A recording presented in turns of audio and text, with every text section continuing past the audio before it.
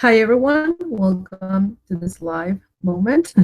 As usual, I will share with you my views of market, both fundamentally and technically, right? And despite I will share my macroeconomic calendar right now. Of course, there are two big events taking place this week, right? Let me scroll down. We will go back to what it's also relevant. But there are two big events, as I was saying, the ECB monetary policy meeting and decision on Thursday, and our friend, the non-farm payroll report on Friday. There are a couple of things I want to say about these two particular events. Divergences between monetary policies and the world, central banks, some in the easing path and the Fed being the only one in the tightening path these days. It's, of course, waiting on the market. Despite whatever we are seeing today, the fact is that the dollar is strong across the board, right? It's trading, 200 pips away from a multi-year high against the greenback, against the euro, sorry. The pair is below 110, right? We have seen 160 some years ago. The pound is also suffering from not only because of dollar strength, because its own jitters, and there's the exception of the Japanese yen, right, which is in wait and see mode, but at least recovering partially from that 100 level. And that's a particular case. Anyway, these events will particularly affect the euro dollar, of course, because we are talking about the European Central Bank and US employment data. Both events are set to determine how the monetary policies will continue from here on for those two economies, right? The ECB has decided to reduce the amount of bond purchases from 80 billion this month. This will be the last month, March, they will purchase that amount, right? And start buying 60 billion starting from April and up to year end, if I'm not wrong. So somehow the market has been speculating that the ECB is planning some kind of tapering. Still, ECB's head, Draghi, has denied that possibility multiple times and even said that inflation in the euro area, the uptick we have seen in December and in January, right, are in fact temporal due to temporal facts such as rising energy and food prices. But if you take a look at the inflation in the euro area, right, the core rating, right, the net rating came in flat at 0.9% for January, right? That is in line with what Draghi is saying. So actually, and despite whatever some are speculating on the possibility of tapering being announced, the fact is that the ECB is far from doing so. It can't take that risk. I do believe that, of course, market moves on what traders or investors believe, and not actually what it's going on in the market sometimes. So beware of that. But if somehow the ECB delivers a dovish speech, again reiterating that there's no tapering outside and that they will keep on with easing measures at least until the end of Draghi's mandate, right? That would be bad news for the euro from the macroeconomic side. And on the other hand, on Friday, last Friday, we had Fed's head, Janet Yellen, saying pretty much confirming a March hike if data remains between the actual level, which are the ones that the Fed feels comfortable with, right? So if we had a strong non-farm payroll report on Friday, and by strong, I mean the market is looking for 190 and the unemployment rate down to 4.7, percent. If the readings are in line with these figures or even better, that will pretty much confirm that the Fed will hike rates next week, right? So that will be a larger divergence between both central bank macroeconomic policies and destiny, and therefore should favor the greenback. This is a quite complex scenario because it's not as simple as that. We have all the political woes in both economies also waiting on the pair, And all the Forex market, by the case, you know, we have the elections in Europe. We have Trump promising and not delivering, or not explain how he's going to deliver. Although the market seems quite confident, but take a look at stocks, right? The Dow Jones has uh, rallied for 8 consecutive years, right? It was its birthday of the bullish rally this week, right? So 8 years, record highs.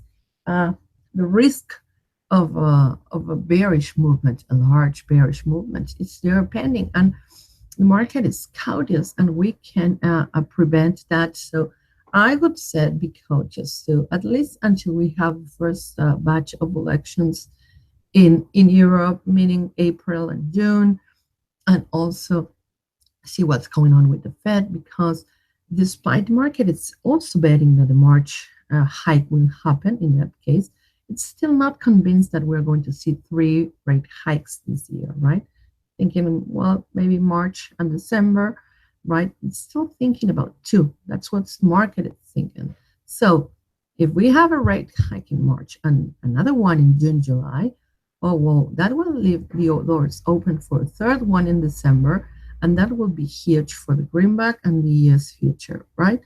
Anyway, I know it's a mixed bag, but that's how I look at the market and how I watch it. Sometimes the bag is clear. Sometimes we have too many things to take into account and things are not that clear. But well, it's good to take care of those particular things before taking a trading decision, right? Even if you trade short term, because I do trade in the short term, and I do always consider all those factors before taking a decision. In fact, not before taking, I have those factors all in my mind all the time. So I take care of them somehow because of so many years being doing this. But yeah, that's what I'm thinking right now. Sorry for being a bit messy. But anyway, here we go. In the calendar today, it's quite empty, to be honest. There's nothing really relevant. We have trade balance in the US and consumer credit and change, really nothing relevant in going on in America, right? And in anywhere, to be honest. I do believe that the most relevant thing that may happen during the next hours is the Japanese GDP, right? But I'm pretty sure these numbers will be overshadowed by Chinese data, right? We have Chinese data early Wednesday, and I do believe this is the most relevant things we take care over the next 24 hours, because, healthy numbers in here will tell us that the economic slowdown that we feared past 2016 continues easing, and the most benefit, of course, will be the Aussie among mayors, but it surely will affect the greenback and put it on uneven selling pressure across the board. Okay, that's the first thing to take care. Okay, we also have the ADP report in the US. It's a private survey about private employment. It's not always the best way to anticipate the payroll, but the market tends to watch this report and rush to price in its result ahead of Friday's employment government reading. So beware of that, because if we had something below 190, something relevantly below 190 will probably put the greenback under pressure. Okay. And beyond that, of course, we have Chinese inflation early Thursday. Again, Chinese data affects Aussie the most, and partially the greenback because of how it affects the Aussie. But I do believe that being the ECB day, the market will probably tend to wait and see, and therefore we're going to see a more limited market reaction unless we have really huge divergences between the real result and the market's expectations. Okay, initial and continuous jobless claims are also a hint of what the payroll may give, but of course the ECB will take center stage, right? And of course, as we were saying, the non-farm payrolls report on Friday.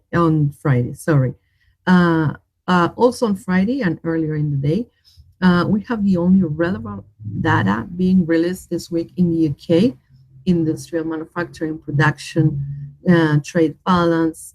So inflation expectations, you know, it's not as relevant despite being market because one thing it's expectations and the other is the reality, and this is reality. Okay, we have been seeing less healthy numbers ever since late 2016. The euphoria the market had on positive numbers after July, August, following the Brexit referendum vote has eased, and the pound is clearly reflecting so, right? Anyway, the House of Lords, right, in the UK Parliament, it's today voting, right? I believe it's the final vote about passing the Brexit bill that Theresa May needs to trigger the Article 50 of the Lisbon Treaty, right? She suffered a setback last week when the House voted for an amendment to protect EU citizens living in the UK after the Brexit, right? And today they will attempt to vote uh, another amendment, sorry, to have their final word over the Brexit deal, right? To be able to reject the deal before it's a done deal. So it's a couple of setbacks for me who wanted to trigger Brexit by the end of this month. The bill will go back to the House of Commons afterwards. And I believe that Theresa May hopes to revert such amendments in there, but I'm not pretty sure what she may achieve or not. And that's why we are seeing the pound under pressure despite the lack of macroeconomic releases in the United Kingdom. Okay. Anyway, let's go to the interesting part. Let's go to charts. Here we are. As I said, if you take a look, the dollar is generally higher, right? Not much relevant movements, but against the pound, probably the worst performer today, with the dollar Japanese yen remains flat. Okay, that's a bit tricky, the dollar Japanese yen. We will talk about it, but let's start with the euro dollar. I will turn on to bigger time frames, daily charts. Sorry. As you can see, the recovery has been well contained by the bearish 100 simple moving average. Ever since 3 weeks ago, the pair has been unable to break above 630. We have a high at 32, at 35, 31. Yesterday we have 139, but it's clear that the 630 level, it's where selling interest is willing to add to their shorts, right? So we really need to clear that level before thinking of a bullish continuation, right? There's not short term, of course, in intermediate resistance around 660. There, as you can see, we have plenty of relevant high and lows in the daily charts in the level. And above that, 705, it's the 38.2% retracement of the post US election decline. We have some spikes up to 720. So 720 is for me the next selling level. Okay, if we have a seller's line around 630, I do believe the next round of selling interest will be around 700, 720. So actually talking about the bullish euro seems unlikely unless we see a daily close above 720, okay, a clear break above the level. Towards the downside, this current 565 Fibonacci support has been tough, right? Take a look also at the daily chart and how many times the price has all around it and how many hours we have spent moving back and forth around the level in the shorter term, right? Indicating that there's sort of a balance in here between buyers and sellers, right? So this is the first support. If it stays lower, 520 comes next for me. And of course, we have that in sort of double bottom around 490, right?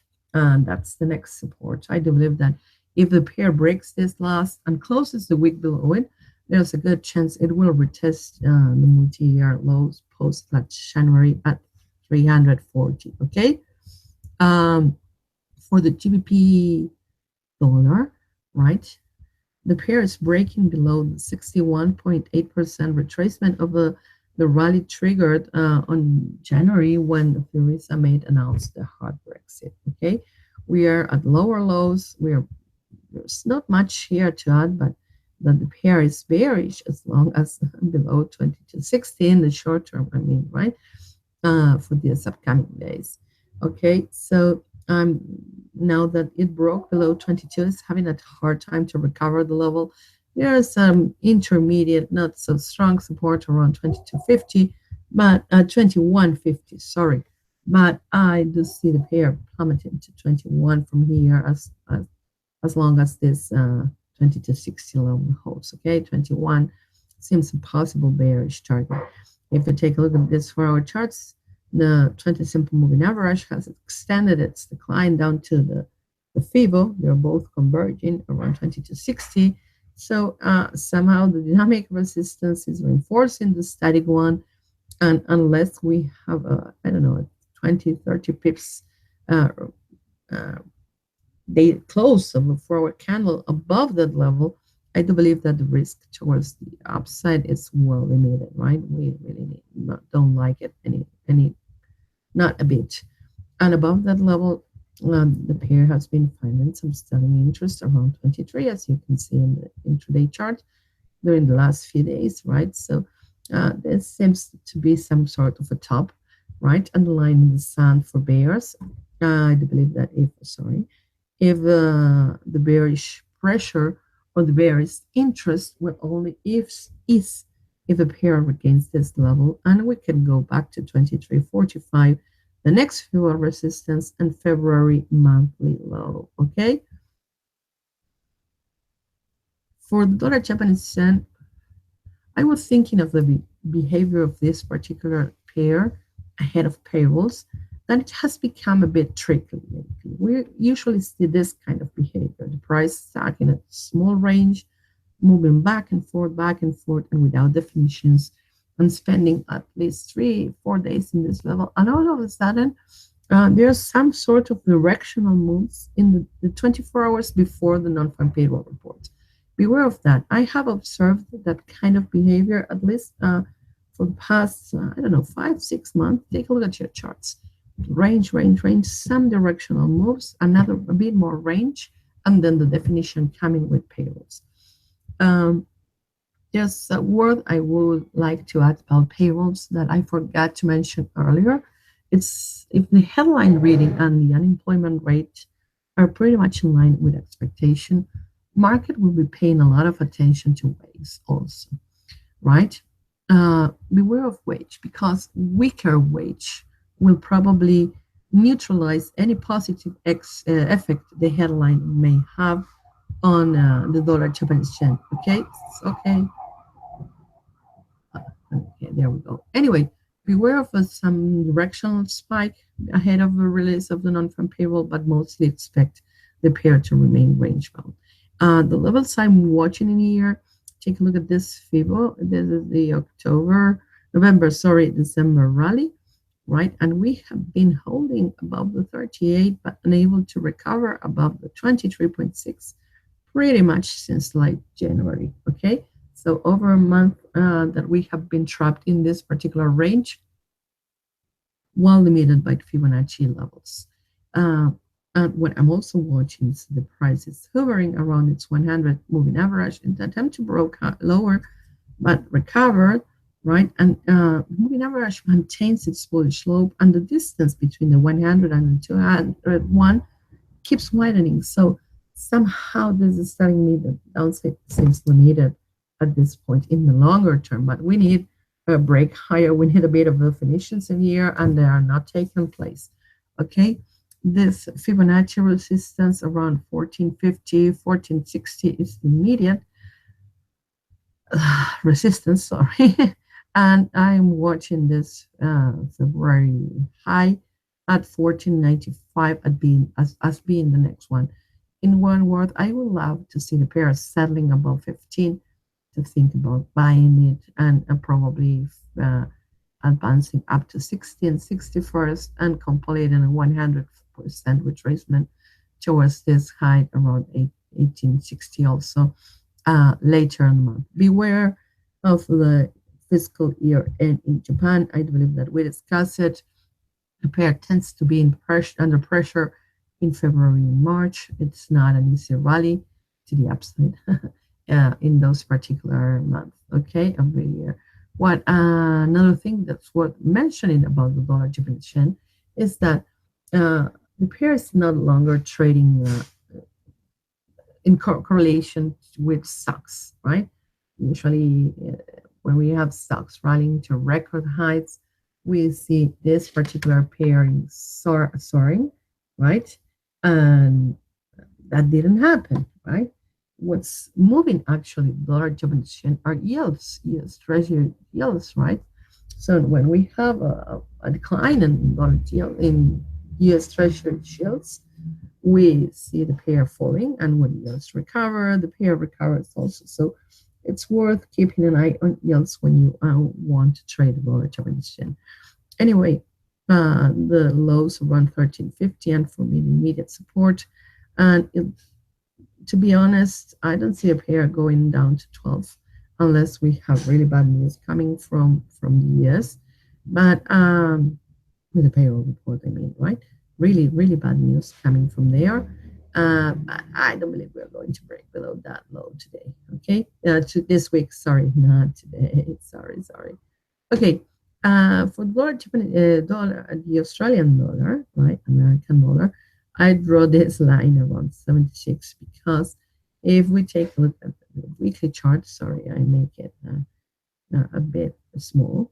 Right, it has been trading between 76 and 77, with spikes beyond 77 being quickly reverted for pretty much early February, and it finally broke lower by the end of last week, right? And if you can see, the daily chart is showing us that now spikes above 76, sorry, are unsustainable, right? The pair is unable to settle back above 76. That's what I'm watching, particularly in here, because, yeah, indeed, we have a bearish breakout, but no follow through so far. So beware of VOC. During the past Asian session, the Australian Reserve Bank of Australia, had its monetary policy meeting. They left rates unchanged. They left their policy unchanged. The statement was a bit more encouraging than what the market was thinking about, a bit of a rosy statement outlook for the economy rather than dovish one, and that what triggered and held the pair to hold at its levels. But honestly, it doesn't seem like we are going to see a move back up to 77 unless we have really, really bad news coming from the US. No rate hikes, no tax cuts, no infrastructure investment and such. Okay. Anyway, we have an immediate short-term support around 75.70, followed by the lows in the 74.540 region. Below that level, 74.90, it's for me the next probable bearish target. Okay, and towards the upside, we have a quite clear region around 76.30.40, which is the immediate resistance. Above it, the pair 40.50, I mean, right? Yeah, in that region. Above it, we can go back to 77, but seems a bit unlikely at this particular point due to the latest developments, right? When it comes to gold prices, right? This is a US election decline, post-US election decline. We reach in the daily the 61.8% allow Fibonacci, right? We reach that area and begin correcting lower. Also, the major resistance, the 200 moving average in the daily chart, capped the advance there, and ever since the commodity has been in a bearish corrective move so far, right? But it seems poised to extend its decline because it's now trading below 1230, which is the 50% of the same decline. I believe that bulls are almost ready to give up, right? They didn't yet, but they're almost ready to do it, right? And of course, will depend on the ECB and the payrolls. Okay, we have a strong support around 1216 with a break below it, opening doors for a retest of this 1208 area. We have plenty of messy heights and lows in between 1200 and 1208. So beware of that being the bearish level, bearish target, and the area to break to confirm the commodity has posted an interim top and will probably continue sliding. Okay, and of course 1230, this 38 area, 45 and a half, 45, 50, and of course this area 55, 58 are the intraday resistance to follow during the upcoming days. Okay, those are the levels I'm watching here. But overall, it seems that we are gaining bearish potential in there. Sorry, okay, it's not easy to speak a foreign language. Think in a foreign language. Anyway, here we are with US oil. To be honest, there's no much developments in here. We are still trapped between a rock and a hard place, right? The OPEC struggling with cutting production, which, by the way, has been compiling pretty well, at least in January and February. In fact, the market is talking about extending the cut beyond June, right? But there has been no real confirmation on that. And that's one side of the battle. And the other side of the battle is rising production in the US with active oil rigs adding every week. The AER reporting huge stockpiles and so on. So to be honest, still 50-55, as we discussed plenty of times, that it's the range to play. I'm not seeing still a clear future in here. When I watch the daily charts and see the momentum indicator flat since December around its 100 level, I understand that this is no time to play big on oil. Maybe grab some cents when we are at the bottom or when we are at the top, and with well-needed stops because it's quite risky. The good news in here is that as longer the range holds, as interesting will be the break when it happens, right? We don't know to which direction, okay? But when it happens, it will be big and it will give us a lot of cents to count, okay? Anyway, I do believe that's it for today. So thanks for being here with me. See you back, I do believe, on Thursday with the ECB. We're going to be here to cover it live with Yohai probably and Mauricio as usual. Thank you and see you soon. Bye-bye.